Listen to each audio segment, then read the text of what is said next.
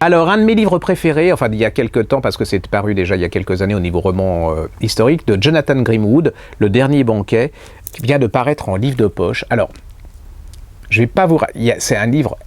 vous en prenez plein la tête, je ne sais pas si vous vous souvenez, le parfum, voyez. Et lui, c'est le même principe que le parfum, mais avec le goût. Et là, vous allez vous retrouver, on est du XVIIIe siècle, la Révolution, c'est l'histoire d'un petit garçon qui va évoluer, et puis lui, il est à la recherche du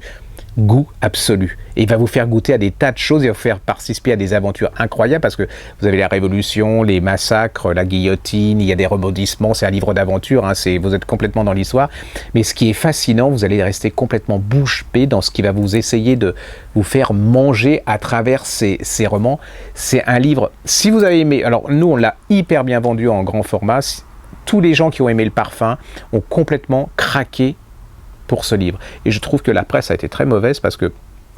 il a eu du succès, mais il aurait mérité un immense succès, parce qu'au niveau originalité, ce qui n'est pas la caractéristique actuelle de tout ce qui paraît, voyez-vous,